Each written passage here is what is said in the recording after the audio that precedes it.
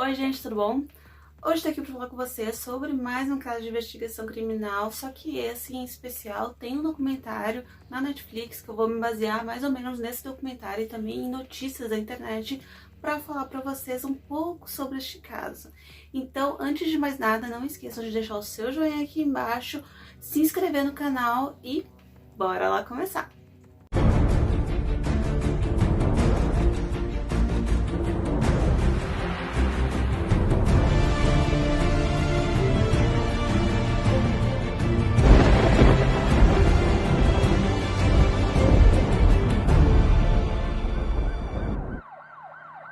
Bem, gente, como esse vídeo de hoje é baseado também no documentário que tem no Netflix, que é Sequestrada à Luz do Dia, eu peço que vocês vejam esse documentário também, porque o documentário ele é muito bom, ele é bem completo e tem muitas coisas que aparecem no documentário que eu não vou poder falar aqui, porque são coisas realmente muito pesadas, coisas que não seriam agora apropriadas, digamos assim, pro YouTube, mas que tá tudo no documentário lá gravadinho, então vejam lá também, mas eu vou dar uma resumida mais ou menos pra vocês do que aconteceu. Bem, gente, a história é de uma menina de 12 anos na época dos fatos, na época onde começou os fatos, na verdade. Ela tinha 12 anos de idade, o nome dela era Jane Broberg. A Jane Broberg era filha de duas pessoas que eram muito inocentes, digamos assim. Eles viviam lá, a gente tem que entender que era os anos 70, né? Então, muita informação ainda não chegava para eles não tinham uma noção completa do que acontecia, assim, no mundo, né? Casos de sequestro e casos onde as crianças eram mortas não eram muito comuns onde eles moravam. Então, eles não tinham essa noção, eles não sabiam o que poderia acontecer e o tipo de pessoa que eles deveriam evitar. Bem, além de tudo, a família era muito religiosa. Eles eram uma família de Idaho, nos Estados Unidos. Eles eram uma família muito religiosa, da religião Mormon. Então eles tinham essa inocência da religião na época. Então, tudo que eu vou contar agora vai fazer com que vocês fiquem um pouco revoltados com os pais, porque eu também fiquei. Mas eu acho que se a gente vê depois o contexto geral de tudo e conseguir se colocar mais ou menos no lugar na época que eles estavam, a gente consegue pelo menos compreender um pouquinho do que eles passaram, do que passava pela cabeça deles. Bem, a família, como uma família de igreja, né, eles tinham os amigos ali muito em torno da igreja. Então, nos anos 70, duas pessoas se tornaram vizinhos deles, que era o Robert Bersholt e a Gayle, que era a esposa dele. Muito rapidamente, os dois acabaram fazendo muita amizade com a família vizinha. E o Robert, por sua vez, ele tinha muito apreço pela filha mais velha do casal, que era a Jane Broberg, que seria, no caso, a menina, né, que foi o centro disso tudo. Ela tinha ali 12 anos na época dos fatos, tá? Ele se aproximou muito dela, ele toda hora queria levar ela para passear ou levava ela para viagem junto com a família. A família dela mesmo, pai e mãe, não questionavam muito essas questões, assim, eles deixavam ela ir, ela viajava com eles, ela fazia tudo com eles. Então, eles não tinham essa questão. O Robert também, ele era muito envolvente. Todas as meninas da família ficaram muito apaixonadas por ele. Parecia que era um segundo pai para elas, porque ele era o pai divertido, digamos assim, e o pai delas era o pai sério. Então, eles ficaram muito envolvidos ali em tudo aquilo. E eles acabaram se deixando levar pela situação, principalmente por conta do carisma dele. Ele era extremamente carismático. Ele sabia envolver as pessoas muito bem, ele sabia falar o que as pessoas gostariam de ouvir, ele tinha esse poder de saber o que as pessoas queriam ouvir dele. Então era muito fácil para ele fazer isso, enrolar as pessoas e acabar terminando no que aconteceu. E os pais, os Broberg, simplesmente não questionavam, nunca questionaram o fato dele estar sempre passeando com elas e o fato de todo mundo perceber que ele tinha uma atenção muito especial para a Jen. A Jen era a menina dos olhos dele, ele só via ela o tempo inteiro, os olhos dele chegavam a brilhar, como diz na própria série, quando ele via ela. Então era uma situação esquisita, mas que ao mesmo tempo ninguém desconfiou que poderia ser alguma coisa a mais. Eles acharam que era simplesmente um afeto ali de um amigo da família, de um quase pai, digamos assim, pela sua filha. Quando era outubro de 1974, o Robert Bradstock falou que ele ia levar a Jen para passear de cavalo e que não era para se preocupar, enfim, que eles iam passear, e lá foram eles passear. Só que o que aconteceu durante esse período? Na hora que ela entrou no carro, ele deu algumas vitaminas, falou que eram vitaminas para ela, né? Que eram vitaminas que iam fazer ela se sentir bem, né? Ia se sentir melhor ao longo do dia aí, porque eles iam ter um dia longo, né? Andando de cavalo. Então, ela aceitou e ela ficou completamente dopada. Nesse meio tempo, a família começou a achar muito estranho que eles não voltavam para casa, eles não voltavam de jeito nenhum para casa, e daí os pais dela, né, os Broberg, foram falar com a Gail, que era esposa do Bradstock. A Gail então falou que muito provavelmente eles estavam passeando ainda ou tinham se perdido ou alguma coisa do tipo, mas que não precisaria se preocupar porque ele era uma pessoa muito responsável e ele gostava muito da Jen. E os pais, impressionantemente, acreditaram nisso e continuaram ali sem contato nenhum com ela. Isso era uma quinta-feira. No domingo, eles avisaram para a polícia, né, que eles tinham desaparecido. Por quê? Não porque eles achavam que ele tinha sequestrado a filha deles, mas porque eles achavam que de repente eles tinham sofrido um acidente ali na estrada e, né, alguma coisa podia ter acontecido com os dois. Eles estavam preocupados com os dois. Então, a polícia chegou, começou a entrevistar os pais dela e também a Gail. A Gail contou para a polícia que eles tinham um trailer e esse trailer estava dentro de um depósito. A polícia então foi até esse depósito e lá no depósito, quando eles abriram, viram que o trailer não estava mais lá. Então o que eles fizeram? Começaram uma busca por esse trailer. Bem, gente, a coisa demorou muito tempo, foram mais ou menos 35 dias de sequestro, tá? Mas o que importa mesmo é o que aconteceu no meio desse sequestro, que acaba dando uma coisa muito esquisita para todo o resto da história, tá? A Jen, inclusive, chamava ele de Bi, né? O Bi, sempre era o Bi. Inclusive a família também, porque eles eram muito amigos. E ele molestou ela diversas vezes durante esse período de 35 dias. Mas por que isso acontecia e por que a Jen, digamos assim, deixava ele fazer isso?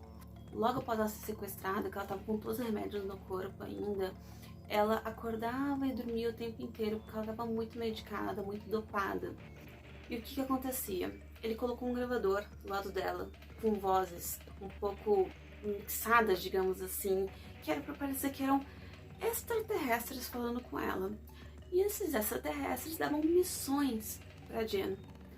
Uma dessas missões, uma delas, a mais importante de todas, que ela deveria salvar mais ou menos a humanidade, digamos assim, porque ela, na verdade, ela não era filha dos pais dela. Ela era filha de extraterrestres e ela foi criada aqui na Terra, o que justificava, então ela se sentia um pouco deslocada às vezes, né? E ela acreditou, porque ela era uma menina nova, uma menina que não tinha tanta informação, não era uma menina de 12 anos como hoje em dia, que a gente tem acesso a tudo quanto informação, né? As crianças hoje em dia com 8, 9 anos já sabem muito mais do que antigamente com 12. Com 12 era uma idade extremamente frágil ainda, então elas não tinham informação a nada e ela acreditou. Ela acreditou realmente em toda essa questão de extraterrestres. E no final dessa fita, os extraterrestres falaram para ela que ela teria uma missão, que era a missão mais importante dela, que com 16 anos ela ia ter um filho do companheiro dela, que era o companheiro que ia ser de toda a vida dela. E que ela ia poder conhecer esse companheiro ainda naquele dia. Era só ela se encaminhar até o começo, ali de onde ela estava, até a parte da frente do trailer, que ela ia encontrar este companheiro, o companheiro com o qual ela deveria cumprir essa missão que poderia salvar o mundo, digamos assim. Quando ela se encaminhou para a parte da frente do trailer, quando ela já estava melhor, ela encontrou lá quem? O Bi. Então ele estava lá o tempo inteiro ali na frente, ele planejou tudo isso, obviamente, né? E ela acreditou nisso, então por isso que ele conseguiu aí fazer com que isso acontecesse, né? Conseguiu fazer com que ela acreditasse que ela precisava ser a mulher dele. E também muito importante ressaltar que toda essa história, tudo que aconteceu no trailer, aconteceu já no México. Então eles estavam lá no México e depois de tudo isso, depois ele convenceu, fazer uma lavagem cerebral na cabeça da menina, dizendo que, né, que realmente acreditava naquilo, que realmente eles tinham uma missão a cumprir, ela se casou com ele com apenas 12 anos de idade no México. Bem, gente, depois de 35 dias de procura aí da polícia, dos pais, enfim, por ela, eles finalmente encontraram ela, né? Tiraram ela de lá, levaram ela no avião, ela chegou em casa, só que as coisas não foram tão legais assim quanto poderia ser. Por quê, gente? Quando eles chegaram em casa, a Jen começou a agir de uma maneira muito diferente. Ela começou a agir como se ela estivesse realmente muito apaixonada pelo Bi. Ou seja, ele era o marido dela, era ele que ia fazer com que ela cumprisse a missão dela, apesar dela nunca ter dito sobre a missão pra ninguém. Ela só foi falar sobre a missão depois de adulta, mas depois a gente chega lá. Ela simplesmente começou a agir muito estranho. E a polícia falou pra eles que eles deveriam então entrar com processo contra o Bi, né? Enfim. Só que, quem diria, teve um probleminha nisso tudo, né? O que aconteceu, gente? Antes dela ser sequestrada, da Jen ser sequestrada, tanto o pai quanto a mãe da Jen tiveram um caso com o Bi. Isso mesmo, eles tiveram um caso com o Bi. Ele simplesmente seduziu os dois e teve um caso com os dois, separadamente, tá? Teve uma situação com o pai dela e teve situações com a mãe dela. O pai dela até hoje fala que a coisa mais nojenta que ele já fez na vida foi isso, tá? Que ele se sentiu péssimo na hora, que ele sentiu que ele tava fazendo a coisa errada, que ele sentiu que ele tava traindo a esposa dele pela primeira vez e tava, enfim, se sentiu péssimo com isso. A esposa, ela não fala tanto desse arrependimento durante ali o documentário, mas é muito perceptível que ela também teve esse arrependimento, né? Muito provavelmente ele acabou falando um pouco mais por questões culturais aí que a gente tem até hoje, né? Questões, né, de homossexualidade, enfim. Mas ele o tempo inteiro se sentiu muito culpado por tudo isso. E na hora que eles foram denunciar, então, o Bi pra polícia, a Gale chegou na casa deles e falou pra eles que se eles denunciassem o Bi, essa história toda ia vir à tona. Ou seja, todo mundo ia saber o caso que eles tiveram. Ou seja, o que eles fizeram? Foram lá e tiraram a denúncia. Apesar de toda a polícia falar pra eles que eles não deveriam fazer isso, promotores de justiça, delegados de polícia, todo mundo falou que eles não deveriam fazer isso, mas eles não tinham nem ideia do porquê que eles estavam fazendo isso. Eles simplesmente falaram, tá, ok, vocês vão cancelar, vocês vão falar que não teve nada, que eles realmente foram passear, que a Jen foi por vontade própria, que, enfim, vocês deixaram isso acontecer, ok. Mas a gente pede que vocês não se envolvam mais com essa família, que vocês não deem mais abertura pra eles têm que ficar longe de vocês e principalmente da Jen. Eles fizeram isso? Não, eles não fizeram isso, gente. O que aconteceu? Bem, durante todo o período que se passou ali no ano de 75, 76, eles começaram a se relacionar de novo. Ele começou a ver de novo a Jen. E a mãe da Jen, a senhora Broberg, ela começou a ter um caso com o Bi. Sim, ela teve um caso com o Bi que durou mais ou menos de 8 a 9 meses depois do sequestro da filha dela.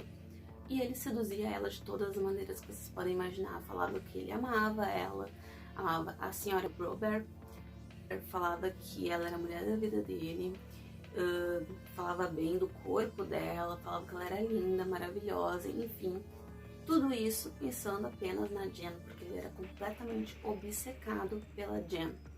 Tanto que chegou uma época que ele falou que ele estava fazendo uma terapia, só que na verdade depois se descobriu que não tinha terapia nenhuma e que nessa terapia ele estava tentando cuidar do vício que ele tinha na Jen, porque era uma coisa muito absurda. E o pior de tudo é que os pais fizeram o quê? Acreditaram de novo e deixaram com que ele cuidasse da Jen por alguns períodos para ele poder se curar dessa doença, digamos, que ele tinha de obsessão em cima dela. Então eles deixaram ele dormir com ela algumas noites, não sabendo, claro, obviamente, que eles iam ter uma relação, digamos assim, tanto que a própria Jen fala nesse documentário que ela foi ali estuprada mais de 200 vezes, só que o ímã dela não foi rompido. Então o que acontece?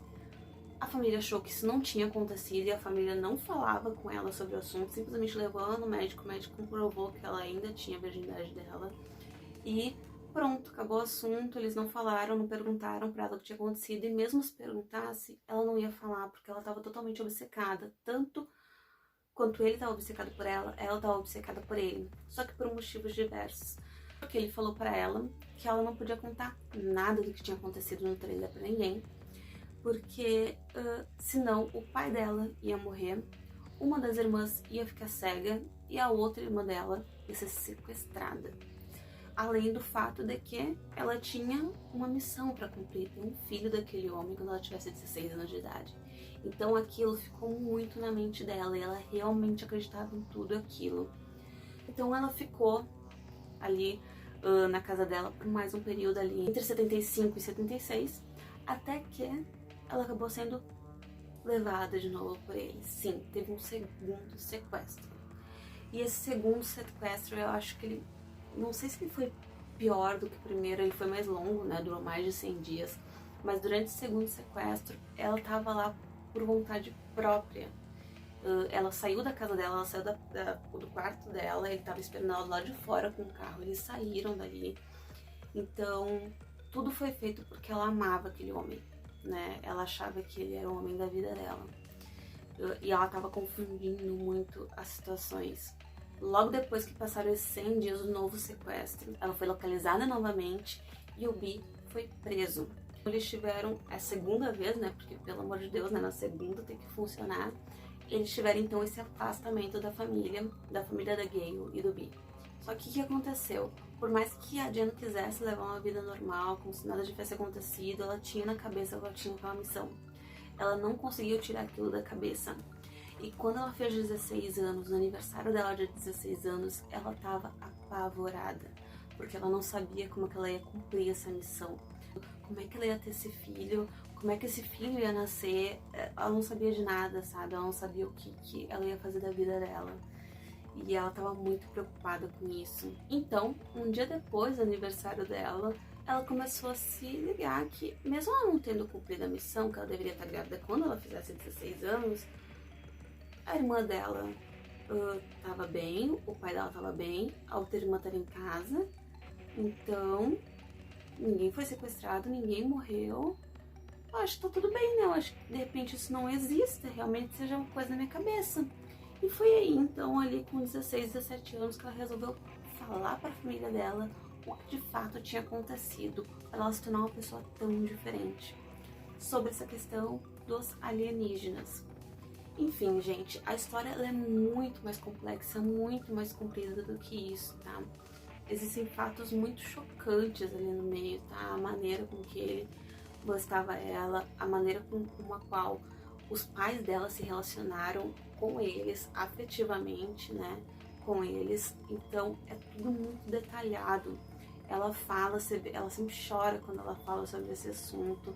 Hoje em dia ela dá palestras para proteger as crianças aí, né, contra esses abusos de pessoas que normalmente são próximas, porque existe uma estatística de crianças que são abusadas, normalmente elas são abusadas por pessoas que são próximos ao meio familiar ou do próprio meio familiar, quase nunca por pessoas de fora desse círculo, ou seja, do círculo de confiança da criança, porque normalmente a pessoa que está interessada em fazer mal para a criança, ela tenta se introduzir no mundo dela primeiro, né, criar confiança da criança para depois poder fazer o que faz. Então essa história é muito triste, gente, muito triste, mas ainda você vê o jeito com que a família dela lidou com tudo isso, sabe? Eles eram extremamente permissivos, eles deixavam que as coisas acontecessem. Até hoje, tanto um quanto o outro, mas principalmente o pai dela se sente extremamente culpado por tudo que aconteceu. Ela mesma fala ali que a pessoa com a qual mais a vida foi destruída com isso tudo, que não consegue superar de jeito nenhum, é o pai dela. Enfim, gente, essa história ela é muito pesada, muito mais pesada do que eu disse aqui, porque tem muitas coisas, como eu falei, que eu tenho que deixar de fora. E a maior parte da história é extremamente chocante. Então, gente, vejam no comentário por quê. É chocante, mas eu acho extremamente necessário. Principalmente para as pessoas aí que têm crianças pequenas na família. É muito importante para a gente cuidar disso tudo e perceber o quanto uma pessoa, um psicopata só consegue fazer isso com uma família inteira, destruir uma, duas, três, quatro famílias às vezes, simplesmente por ter muito carisma. E eu falei um pouquinho dos psicopatas também em outro vídeo que eu tava falando sobre psicopatia. O perfil dele, do Berchtold, ele realmente se encaixa muito em psicopatia, mas é muito mais do que psicopatia no caso do Berchtold. Ele era realmente uma pessoa cruel, uma pessoa que não tinha noção nenhuma da realidade, uma pessoa que estava apaixonada por uma criança, uma pessoa que até hoje não se sabe por que fez tudo isso. A única explicação realmente é por pura maldade. Então, é isso, gente. Assistam. Então é isso, gente. Espero que vocês tenham gostado do vídeo de hoje. Se você gostou, não esquece de se inscrever no canal, dá um joinha, me segue também nas redes sociais. Eu vou deixar aqui embaixo o link. E até o próximo vídeo.